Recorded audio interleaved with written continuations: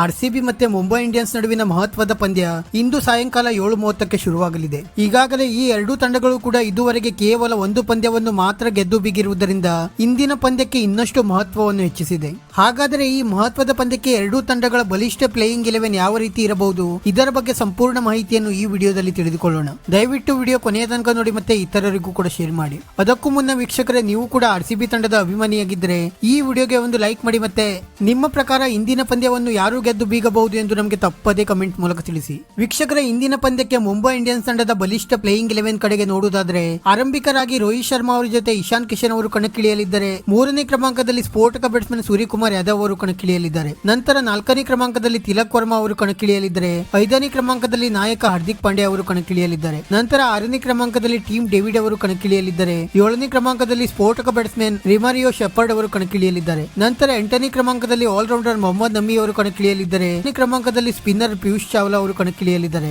ನಂತರ 10ನೇ ಕ್ರಮಾಂಕದಲ್ಲಿ ಆಕಾಶ್ ಮಡಿವಾಲ್ ಅವರು ಕಣಕ್ಕಿಳಿಯಲಿದ್ದಾರೆ. 11ನೇ ಕ್ರಮಾಂಕದಲ್ಲಿ ಘಾತಕ ವೇಗದ ಬೌಲರ್ ಜಸ್ಪ್ರೀತ್ ಬುಮ್ರಾ ಅವರು ಕಣಕ್ಕಿಳಿಯಲಿದ್ದಾರೆ. ಮತ್ತೆ ಇಂದಿನ ಪಂದ್ಯಕ್ಕೆ ಆರ್ಸಿಬಿಯ ಬಲಿಷ್ಠ ಪ್ಲೇಯಿಂಗ್ 11 ಯಾವ ರೀತಿ ಇರಬೇಕು ಎಂಬುದನ್ನು ನೋಡುವುದಾದ್ರೆ ಆರಂಭಿಕರಾಗಿ ಈ ಪಂದ್ಯದಲ್ಲಿ ವಿಲ್ ಜಾಕ್ಸ್ ಅವರ ಜೊತೆ ಫಾಫ್ ಡು ಪ್ಲೆಸಿಸ್ ಅವರು ಕಣಕ್ಕಿಳಿಯಬೇಕು. ನಂತರ 3ನೇ ಕ್ರಮಾಂಕದಲ್ಲಿ ವಿರಾಟ್ ಕೊಹ್ಲಿ, 4ನೇ ಕ್ರಮಾಂಕದಲ್ಲಿ ಗ್ಲೆನ್ ಮ್ಯಾಕ್ಸ್ವೆಲ್, 5ನೇ ಕ್ರಮಾಂಕದಲ್ಲಿ ಮಹಿಪಾಲ್ ಉಮ್ರೋರ್, 6ನೇ ಕ್ರಮಾಂಕದಲ್ಲಿ ದಿನೇಶ್ ಕಾರ್ತಿಕ್, 7ನೇ ಕ್ರಮಾಂಕದಲ್ಲಿ ಮನೋಜ್ ಭಾಂಡಗೆ, 8ನೇ ಕ್ರಮಾಂಕದಲ್ಲಿ ಕರಣ್ ಶರ್ಮಾ ಅಥವಾ ಆಕಾಶ್ ದೀಪ್, 9ನೇ ಕ್ರಮಾಂಕದಲ್ಲಿ ವಿಜಯ್ ಕುಮಾರ್ ವೈಶಾಖ್, 10ನೇ ಕ್ರಮಾಂಕದಲ್ಲಿ ಮೊಹಮ್ಮದ್ ಸಿರಾಜ್ ಅಥವಾ ಯಶ್ ದಯಾಲ್, ಮತ್ತೆ 11ನೇ ಕ್ರಮಾಂಕದಲ್ಲಿ ಲೋಕಿ ಫರ್ಗ್ಯೂಸನ್ ಅವರಿಗೆ ಈ ಪಂದ್ಯದಲ್ಲಿ ಅವಕಾಶ ನೀಡಬೇಕು. ಈ ತಂಡ ಆರ್ಸಿಬಿ ಇಂದು ಕಣಕ್ಕಿಳಿಸಿದರೆ ಖಂಡಿತವಾಗಿಯೂ ಕೂಡ ತುಂಬಾ ಬಲಿಷ್ಠವಾಗಿ ಕಂಡು ಬರಲಿದೆ. ವೀಕ್ಷಕರೇ, ಇದಾಗಿತ್ತು ಇಂದಿನ ಆರ್ಸಿಬಿ ಮತ್ತೆ ಮುಂಬೈ ಇಂಡಿಯನ್ಸ್ ನಡುವಿನ ಪಂದ್ಯಕ್ಕೆ ಎರಡೂ ತಂಡಗಳ ಬಲಿಷ್ಠ ಪ್ಲೇಯಿಂಗ್ 11. ನಿಮ್ಮ ಪ್ರಕಾರ ಯಾವ ಪ್ಲೇಯಿಂಗ್ 11 ತುಂಬಾ ಬಲಿಷ್ಠವಾಗಿದೆ ಎಂದು ನಮಗೆ ತಪ್ಪದೇ ಕಮೆಂಟ್ ಮೂಲಕ ತಿಳಿಸಿ. ವಿಡಿಯೋ ಇಷ್ಟ ಆಗಿದ್ದರೆ ಲೈಕ್ ಮಾಡಿ ಮತ್ತೆ ಚಾನೆಲ್ ಅನ್ನು ಸಬ್ಸ್ಕ್ರೈಬ್ ಮಾಡಲು ಮರೆಯಬೇಡಿ.